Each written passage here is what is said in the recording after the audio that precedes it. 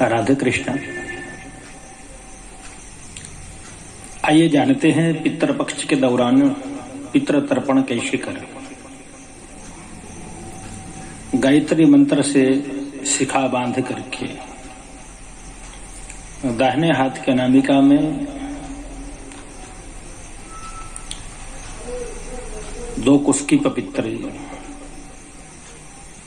मध्यम पौर में पहने और बाएं हाथ के अनामिका में 3 कुस्की पवित्र पहनकर त्रिकुश हाथ में लेकर के यव अक्षत जल आदि लेकर संकल्प पढ़े। आद्य श्रुति स्मृति पुराणोक्त फल प्राप्त्यर्थम देवर्षि मनुष्य पितृ तर्पणम करे। इस प्रकार से संकल्प करें।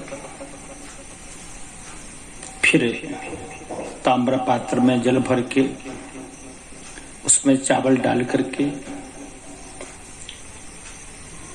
देवताओं का आवाहन करें। देव और ऋषियों का आवाहन मंत्र बोले। ब्रह्मादयः सुराः सर्वे ऋषयः सनकादयः आगच्छन्तु महाभागा ब्रह्मांडोदरवर्तिनः। आवाहन करने के उपरांत पूर्वाभिमुखम होकर बैठे और जनेऊ को सव्य रखे, जैसा है वैसा ही। दाहिना घुटना जमीन पर लगा दे मोड़ करके। दक्षिण जानु भूलगनो देवेभ्यः सिंचये जलम। अर्घ पात्र में थोड़े से चावल डालते हैं। देवान ब्रह्म ऋषिश्चैव तर्पयेत् दक्षतोदकैः। तर्पयेत् अक्षतोदकैः। अक्षत के उदक से जल से देवताओं का और ऋषियों का तर्पण करें। और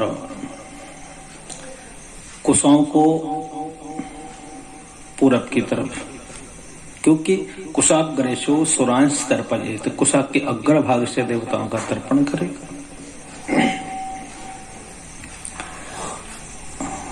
कितने अंजलि देवताओं को?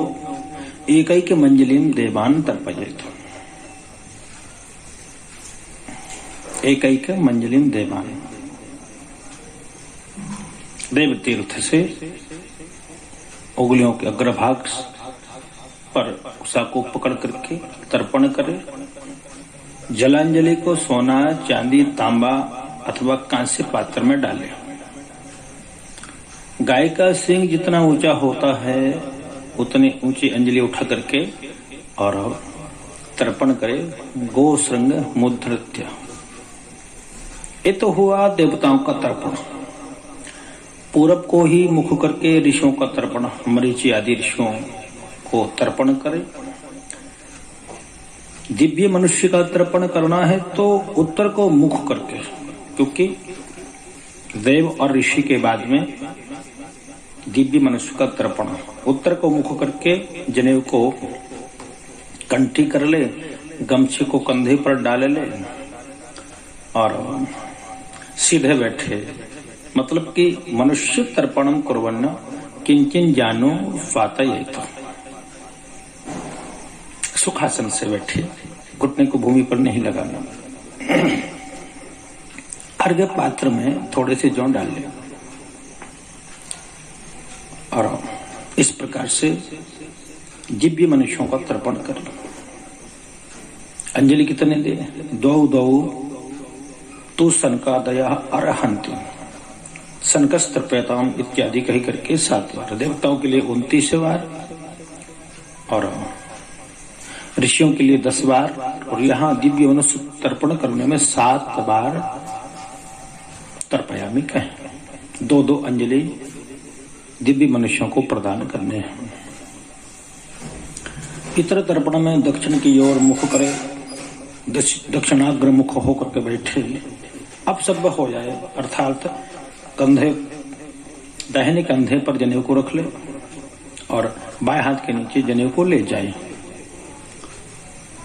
गमछे को दाहिने कंधे पर डाल ले, अपशब्द हो जाए। भूलग्न सभ्य जानुष्य दक्षिणाग्रेशो कुसेन च। और पितरन संतर्पये, तो पितरों का तर्पण करें। दक्षिणाग्र कुसेन च।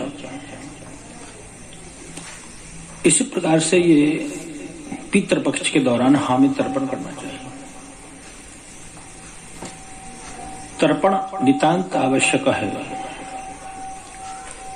इतनी समस्याएं हैं, इतनी दुर्दांत व्याधियां हैं कि पितृ देवार्चनम तथा ये नितांत आवश्यक है कि हम देवताओं का पूजन करें, वैसे ही पितरों का भी हमें पूजन करना चाहिए। श्रुति कहती है वैसे हर दिन देवताओं के पूजन के सहित पितरों का पूजन करें, पर ये नहीं कर सकते हैं तो हर अमावस्या को अवश्य करें।